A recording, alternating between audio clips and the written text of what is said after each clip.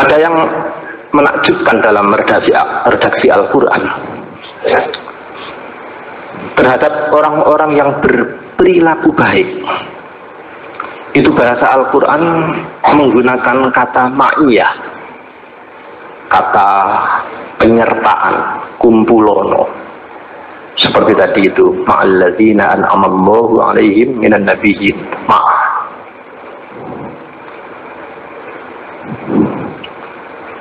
Kemudian kepada orang-orang yang ahli ibadah, ahli ruku, sujud, sholatnya disiplin, Al-Quran juga menggunakan kata ma'iyah, warka'u ma'arraki'in, konconono wong sing ahli ibadah itu. Kepada orang-orang solih, kepada orang-orang yang keimanannya totalitas, ucapannya benar, tidak pernah bohong, seluruhnya jujur, wakunu ma'as-shadiqin. Ada kata ma'iyah. Kenapa kok nggak begini aja? Jadilah kamu orang-orang yang jujur. Jadilah kamu orang-orang yang sholatnya bagus.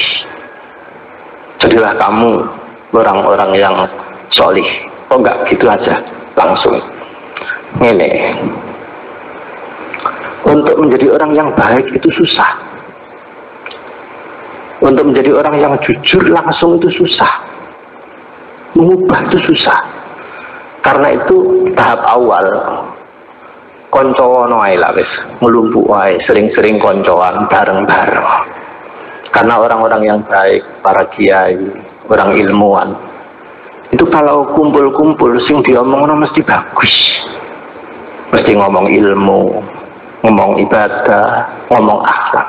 Karena orangnya bagus. Menjadi pedagang-pedagang yang solih, yang diomongkan yang jujur-jujur. Makanya tahap pertama adalah kumpul dhisik, kumpul wong bakul wangi ku, walaupun gak menjadi penjual minyak wangi, setidaknya bau apa ini, bau harum lah itu. Berbeda ketika Al-Quran mewanti-wanti dan melarang perbuatan buruk. Itu nahinya bukan lagi menggunakan tolong firja, tapi dipakai kata-kata tasybih, kata-kata seperti. Pada orang-orang yang suka maksiat, melupakan Tuhan, akhlaknya buruk, Al-Quran tidak melarang kamu jangan menjadi orang buruk, jangan. Tidak seperti itu, tapi jauh. Wala takunu kallazina nasullah. Jangan mencontoh seperti. Jadi kayak nyontoh gelagapnya saja, nyontoh potongannya saja itu tidak boleh.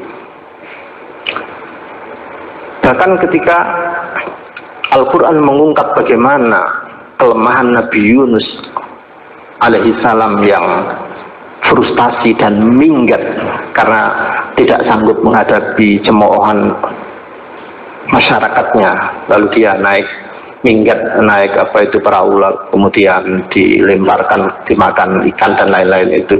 Al-Quran membuat contoh bahasa yang bagus. Wala takun kasohibil khud. Ojo niru, jangankan ngelakoni niru tok, gak oleh niru gaya tok. Itulah sebabnya maka santri-santri tidak pantas lah niru potongan rambut pangker kaosnya gitu. Bukan kok terus gak oleh ku mesti akhlak elek, enggak bisa niru potongannya itu terus mentalnya itu.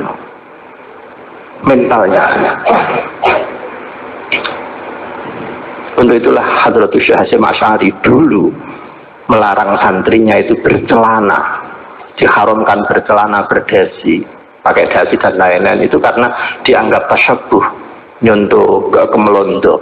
Bukan haram berarti begitu, tapi takut santrinya itu bermoral seperti Belanda yang yang maksiat dan menjajah seperti itu. Lalu berubah, fatwa hukum berubah karena ilat dianggap tidak ada. Kembali bahwa mengubah diri kita menjadi orang soleh itu butuh proses. Makanya Al-Quran membuat konsep yang paling sederhana. Tindakan awal adalah ma'ah, sering-seringlah berkumpul orang yang bagus.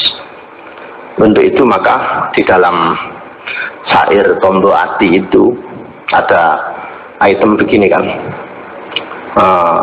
wong kang soleh kumpulono. Tombo Ati ku ono 5 maca Quran,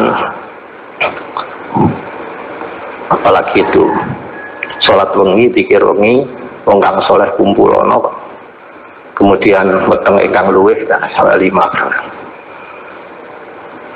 Nasihat ini adalah sesungguhnya konsep, sesungguhnya resep bagaimana mengobati hati yang penyakitnya itu sangat banyak dan kronis. Ada takabur, riya, ujub, hasud, bakhil, sum'ah, tarofuk, dan macam-macam. Untuk itu seorang Imam Sufiyah, Imam Ibrahim Al-Khawas yang wafat pada tahun 291 Hijriah, dalam fatwa sufistiknya beliau merangkum bahwa tomboe ati ku ono 5. Seperti tadi itu maca Quran dan seterusnya, termasuk wong kang soleh kumpulono. Karena nasihat itu begitu bagus, sebuah resep yang hebat oleh muridnya As-Sayyid Ali Zainal Abidin. Fatwa 5 tombo ati tadi itu digubah menjadi nazum biar gampang dengan bahasa Arab. Dawa'u qalbika khamsa inda qaswatihi fatum 'alaiha tafuz bil khairi wal dhufri. Karena sairan Arab tombo hati itu begitu bagus dan penting untuk dijadikan materi tombo hati perilaku di tanah Jawa ini, maka oleh Sayyid Makhdum Ibrahim atau Sunan Bonang, teks nazaman bahasa Arab yang ada di syarah Kifayatul Abqiyah itu digubah menjadi sairan bahasa Jawa. Tombo ati iku 5 sakwernane, seterusnya wong kang soleh. Cuma saya meragukan atau bertanya, kenapa tiba-tiba terjemahan tombo ati ono 5 sakwernane yang terakhir itu kok begitu ditunjuk kutu-kutu ingkang luwe, pikir wengi ingkang suwe, kok terus ujung-ujungnya itu kok begini, salah sawijine sopo bisa ngelakoni. Kok salah sijine? Menurut kebahasaan yang dimaksud salah sijine yaitu salah satu dari 5 tadi, sopo bisa ngelakoni salah siji. Kayaknya begitu pahaman kita.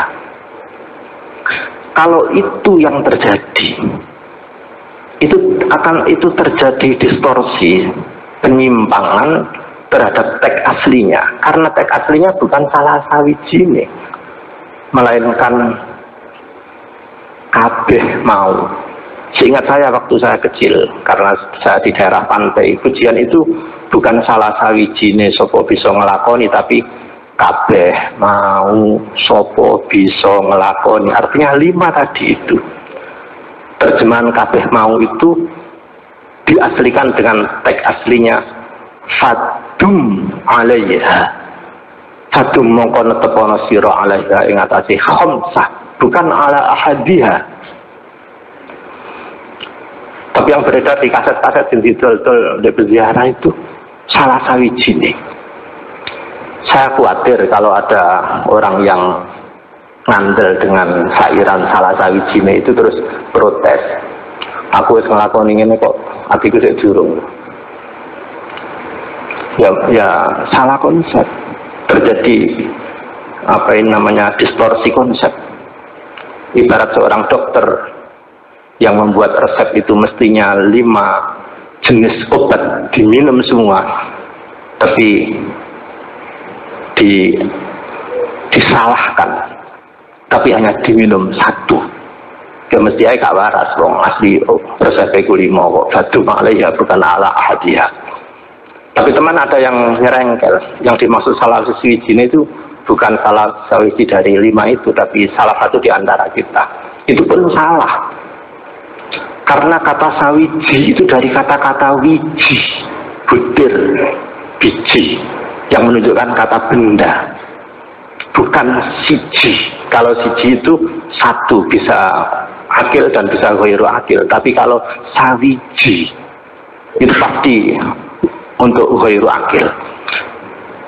Untuk itu maka kita luruskan saja, dilakoni aja 5 itu sesuai dengan sadum alaiha, maka kesimpulannya pasti tafuz bil khairi, akan mendapatkan kebajikan wal zufri dan kesuksesan. Dan mudah-mudahan kita diberi Allah kekuatan untuk berikhtiar menjadi orang yang saleh, keluarga-keluarga kita menjadi keluarga yang saleh, dan bisa mensolehkan orang lain dengan cara yang saleh.